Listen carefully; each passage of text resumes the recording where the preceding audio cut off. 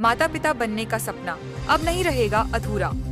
राजधानी रायपुर के Birla fertility and IVF centre ने मीडिया इंटरेक्शन में बताया कि आईवीएफ पूरी तरह सुरक्षित और प्राकृतिक प्रक्रिया है। डॉक्टर नमिता चंद्रा वर्मा ने कहा, यहाँ आधुनिक तकनीक और जेनेटिक टेस्टिंग से सफलता दर 70 से 80% तक है। हर मरीज के लिए पर्सनलाइज्ड इलाज और हर महीने ग्रामीण इलाकों में निःशुल्क परामर्श शिविर भी आयोजित किया जाता है। Birla fertility and IVF Raipur, जहां उम्मीदें मिलती हैं नई जिंदगी से। हेलो एवरीवन, मैं doctor Namita Chandra Verma, infertility and IVF expert, Birla fertility and IVF Raipur से। Birla fertility and IVF Raipur का जो सेंटर है ये सीके बिरला ग्रुप का सेंटर है। सीके बिरला ग्रुप की ऑलमोस्ट 50+ सेंटर्स अभी ऑल ओवर इंडिया हैं, जो कि हर सेंटर, सारे सेंटर्स यहाँ पे हमको वर्ल्ड क्लास फैसिलिटी प्रोवाइड कर रहे हैं related to infertility and IVF. CK Birla जो ग्रुप का ये जो बिरला आईवीएफ सेंटर है, यहाँ पर हम बेसिक ट्रीटमेंट से लेकर के एडवांस ट्रीटमेंट सब कुछ हम यहाँ पे कर रहे हैं। जैसा कि हम जानते हैं कि इनफर्टिलिटी मतलब कि जिनको कंसीव होने में प्रॉब्लम हो रहा है उनको इनफर्टिलिटी से ग्रसित है। अभी इनफर्टिलिटी के ट्रीटमेंट के लिए हमको बेसिकली जो बेसलाइन जो नीड होती है, जैसे कि फर्टिलिटी टेस्ट से लेकर के सीमन एनालिसिस से लेकर के एडवांस सारी चीज़ें आईवीएफ हम यहाँ पे कर रहे हैं। आईवीएफ के बारे में थोड़ा सा हम बेसिक ओवरव्यू ले लेते हैं। आईवीएफ एक असिस्टेड रिप्रोडक्टिव टेक्निक है। इसमें हम जो भी चीज़ें शरीर के अंदर हो रही हैं, कंसीव शरीर के अंदर होता है, जैसे कि महिला के शरीर में 2 अंडाशय होती हैं, 2 ट्यूब होता है, 1 बच्चादानी होती है। ट्यूब जब अंडाशय में अंडे बनते हैं वो वहाँ से ट्यूब पिक करते हैं उनको, और स्पर्म्स जब हम संबंध बनाते हैं तो वजाइना से यूट्रस के थ्रू फिर ट्यूब तक स्पर्म्स को पहुंचना होता है। जब एग और स्पर्म साथ में जुड़ते हैं तो उसको बोलते हैं फर्टिलाइजेशन। फर्टिलाइजेशन का प्रोसेस ट्यूब में होता है। ट्यूब में 3 डेज तक बेबी वहीं ग्रो करता है। 3 डेज के बाद में 5th डे पर फिर बच्चादानी यूट्रस में फिर आगे ग्रो करता है। ये सब चीज़ें इंटरनल हैं, ये प्रेगनेंसी का तरीका है। अभी हम ये सारी चीज़ें बाहर कर रहे हैं, लैब में कर रहे हैं, तो इसको बोल देते हैं असिस्टेड रिप्रोडक्शन।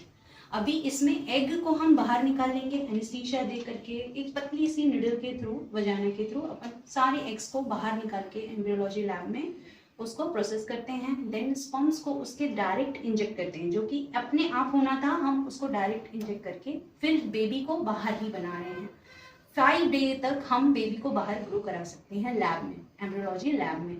अभी वो 5 डेज के बेबी को हम पतली सी कैथेटर के थ्रू हम यूट्रस में इम्प्लांट कर देते हैं। ये पूरा प्रोसीजर जो है वो असिस्टेड है ना। तो ये सब चीज़ हम बाहर एम्ब्रियोलॉजी लैब में कर रहे हैं, इसको बोल देते हैं आईवीएफ।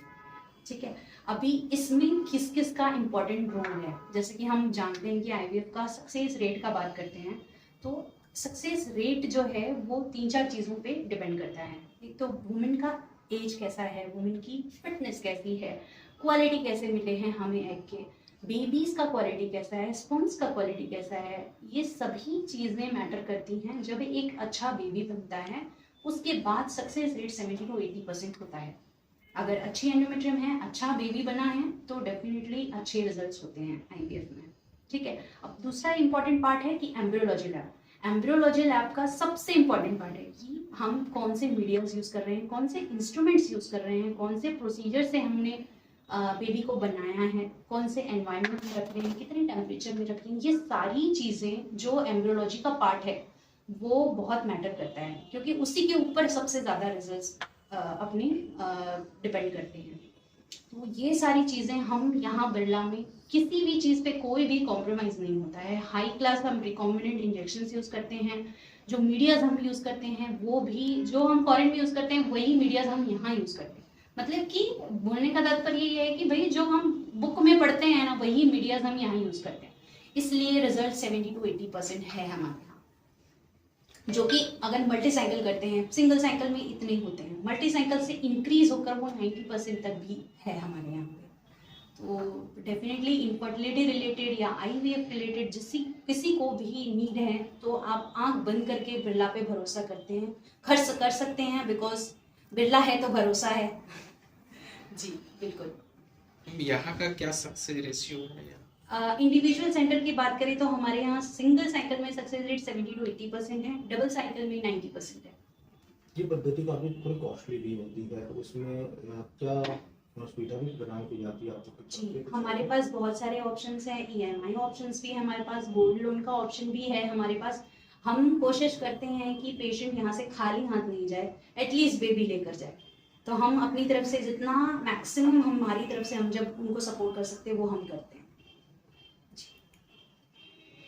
तो यहाँ इस सेंटर में मैम जो यहाँ के जो लोग जैसे मुख्यमंत्री स्वास्थ्य योजना है या आयुष्मान योजना है, उसके तहत भी कार्ड्स भी यहाँ पे एक्सेप्ट किए? डेफिनेटली आयुष्मान तो डेफिनेटली नहीं देता है, बिकॉज ये कॉस्टली प्रोसीजर है, गवर्नमेंट कोई भी कॉस्ट बेयर नहीं करती है। तो जो इंश्योरेंस कंपनीज हैं, कुछ इंश्योरेंस कंपनीज देती हैं आईवीएफ का कवरेज, तो वो पेशेंट खुद ही अपने आप डिसाइड करके आते हैं कि भैया हम वो इंश्योरेंस लेंगे तो क्लेम कर सकते हैं। जी, आईवीएफ के बेनिफिट्स बहुत सारे हैं। जैसा कि हम जानते हैं कि एम्ब्रियोज हम बाहर फ्रीज कर देते हैं, मतलब उनकी लाइफ वहीं पर रोक देते हैं, इसको बोलते हैं फ्रीजिंग। अभी फ्रीजिंग करने के बाद मान लो किसी को पेशेंट का 4 एम्ब्रियोज हैं, 2 हमने ट्रांसफर कर दिए, बेबी हो गया कंसीव, देन फिर आफ्टर 2 years 3 years 10 years तक हम उसको वापस उसी एम्ब्रियोज को वापस इम्प्लांट करके सेकेंड प्रेगनेंसी के लिए भी पेशेंट हो सकता है। तो इसके लिए ये बहुत एक बेनिफिशियल चीज़ है। दूसरा चीज़ कि कई बार हमने देखा है कि काउंट्स जो हैं वो मिल के काउंट्स, जो सीमेन एनालिसिस का रिपोर्ट आता है इसमें स्पर्म काउंट डिक्रीज होने के कगार पे रहते हैं।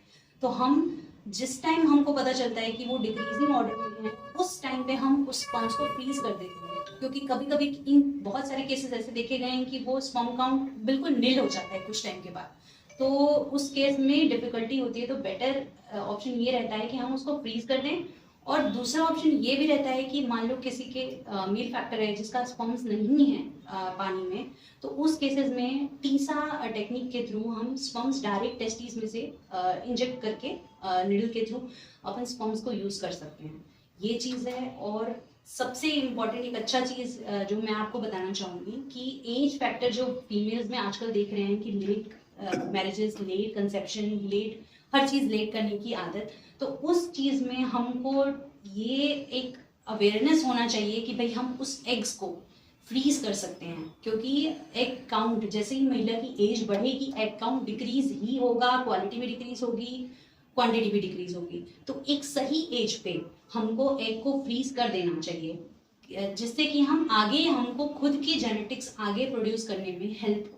तो ये आईवीएफ के थ्रू ही हो पाता है। एक तरीके से ये एक मिरेकल है कि हम ये सब चीज़ें अभी कर पा रहे हैं। अच्छा, एक छोटा सा भी आपने जो बात कही कि अवेयरनेस की कमी है, क्योंकि आज भागम भाग वाली जिंदगी, लोगों को कैरियर का भी फोकस है, तो उस अवेयरनेस के लिए भी आप लोग क्या कर रहे हैं? कुछ कार्यक्रम अवेयरनेस के लिए हम बहुत सारे कैंप्स करते हैं, लोगों तक पहुंचने का कोशिश करते हैं, पेपर्स इंसर्शन करते हैं कि भाई आप लोगों को ये चीज़ पता हो, ये सोशल स्टिग्मा है इनको दूर करने का कोशिश हम कर रहे हैं कि भाई आप चीज़ों को, हर चीज़ का ट्रीटमेंट है, कहीं पर भी आपको रुकाव है तो आप आइए, कंसल्ट करिए, आपको सही गाइडेंस मिलना ज़रूरी है। घर पे बैठे रहने से प्रेगनेंसी नहीं होगी, आपको अवेयरनेस ज़रूरी है। आप एक बार आप आकर देखिए तो आपको डेफिनेटली, मैं विश्वास के साथ कह सकती हूँ कि बेबी तो यहाँ से डेफिनेटली मिलेगा।